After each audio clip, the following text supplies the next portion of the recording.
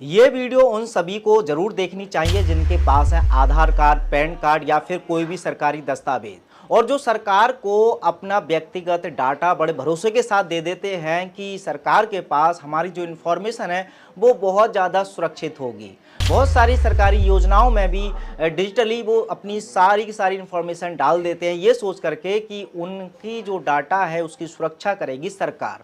लेकिन आज की इस वीडियो में जानने के बाद आपकी आंखें खुल जाएंगी कि क्या सच में जो सरकार आपके डाटा को या आपकी प्राइवेसी का दावा करती है कि हम किसी अपने नागरिक की, हर एक व्यक्ति की प्राइवेसी का ध्यान रखते हैं, उनके डाटा को सुरक्षित रखते हैं, कि क्या सच में वो सफल है अपनी जनता की प्राइवेसी को बनाए रखने की।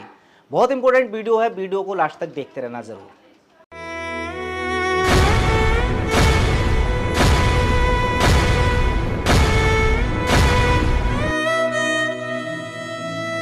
नमस्कार, मैं हूं सुमित आजाद और अबेकन भारत की इस नई वीडियो में आपका फिर से बहुत बहुत स्वागत है। देखिए, सबसे पहले ये खबर देखिए जिसमें अभी हाल ही में बताया जा रहा है कि भारत के लोगों की बहुत ही इम्पोर्टेंट इंफॉर्मेशन लीक हुई है और टेलीग्राम पर वो सारे का सारा डाटा उपलब्ध है, खासकर उन लोगों का जिन्होंने लिया है पिछले दिनों में टीकाकरण। केवल मोबाइल नंबर डालने से पूरा जो टेलीग्राम का वोट्स है वो पूरी इन्फॉर्मेशन निकाल करके दे रहा है। Aadhaar card number, date of birth, gender, उसने कितनी डोसेस ली हैं, कितनी नहीं ली हैं, कहाँ पर उन्होंने डोसेस ली हैं टीका की, ये सारे का सारा व्यक्तिगत डाटा टेलीग्राम जैसे वेबसाइट पर उपलब्ध हो रहा है। और ये बहुत सारी रिपोर्ट का दावा है, कोई एक अखबार नहीं, बहुत सारे सर्वे या रिसर्च के बाद कई सारी रिपोर्ट ऐसी छपी है कि भारत के लोगों का जो डाटा है वो लीक हुआ है। अब पहले तो ये इन्फॉर्मेशन देखिए कि कौन सी इन्फॉर्मेशन लीक हुई है कि हर एक जनता के जिन्होंने टीका लिया है उसका आधार कार्ड, उसकी डेट ऑफ बर्थ, उसका जेंडर, उसकी हर एक व्यक्तिगत चीज या व्यक्तिगत इंफॉर्मेशन लीक हो जाना, ये अपने आप में सरकार की उस सिक्योरिटी सिस्टम पर भी सवाल खड़े कर देती है जो ये दावा करती है कि आप हमें, जैसे कि जो कोविन ऐप था उसके अंदर जिस तरह से इंफॉर्मेशन मांगी, लोगों ने सवाल उठाए कि इस तरह से पर्सनल इंफॉर्मेशन हमें नहीं देनी चाहिए क्योंकि ये हैक हो सकता है या फिर इसका डाटा लीक हो सकता है। लेकिन सरकार कहती है नहीं, हमने ये जो ऐप बनाया है इसकी जो प्राइवेसी है या इसकी सिक्योरिटी है वो बहुत हाई है, इसको कोई हैक नहीं कर सकता। तो ये डाटा लीक होने के बाद अब सवाल खड़ा हो जाता है भारत की उस पूरी साइबर सिक्योरिटी के ऊपर जो दावा तो करती है कि हर एक जनता की जो प्राइवेसी है उसको बनाए रखते हैं, डाटा बहुत सेफ है, लेकिन फिर ये डाटा लीक हो कैसे गया। खैर, इसके बहुत सारे कारण हैं और वो हमारे खासकर जागरूक साथी जानते हैं। लेकिन अब सवाल ये उठता है कि हमें क्या करना चाहिए, क्योंकि बहुत सारे लोगों को यदि समझाया जाता है कि आप अपना व्यक्तिगत डाटा या व्यक्तिगत इंफॉर्मेशन किसी सरकारी विभाग वाले व्यक्ति को भी अगर अनिवार्य ना हो तो ना दें, और अनिवार्य ऐसा हो भी नहीं सकता, चाहे तो कोई भी सरकारी योजना हो उसमें किसी में भी आपसे अनिवार्यता नहीं है कि कोई भी इंफॉर्मेशन आप शेयर करें। कुछ चीज़ें अनिवार्य रहती हैं, लेकिन जो चीज़ अनिवार्य नहीं रहती वो भी डाटा हम लोग इसलिए शेयर कर देते हैं क्योंकि सरकार वो डाटा हमसे मांगती है। हम सोचते हैं कि जितने भी अपराधी हैं वो अलग लोग हो सकते हैं, लेकिन सरकार के पास अगर हमारा डाटा है तो वो बहुत ज़्यादा सुरक्षित है।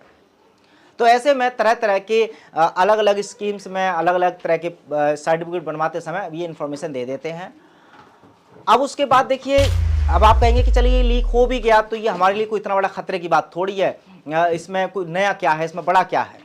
तो ऐसे लोगों को मैं चाहता हूं कि सबसे पहले एक मूवी जो इस समय काफ़ी ट्रेंडिंग में भी चल रही है, असुर 2, इसके 2 पार्ट है, जिसमें कि असुर 2 वाला जो पार्ट है जिसके 8 एपिसोड है, ये जरूर देखनी चाहिए हर एक उस नागरिक को जिनके मन में सवाल ये है कि यदि हमारा डाटा लीक हो जाए, चाहे वो किसी वेबसाइट के थ्रू, चाहे वो सरकारी कुछ योजनाओं के थ्रू, तो उस डाटा के बाद आप पर कैसे खतरा मंडरा सकता है, आपको कैसे खतरा है, ये सब जानने के लिए इस फिल्म को जरूर देख सकते हैं। इसके बारे में थोड़ा सा मैं जरूर बताना चाहूंगा। इस मूवी को मैंने भी पूरी देखी तो बड़ा अच्छा लगा।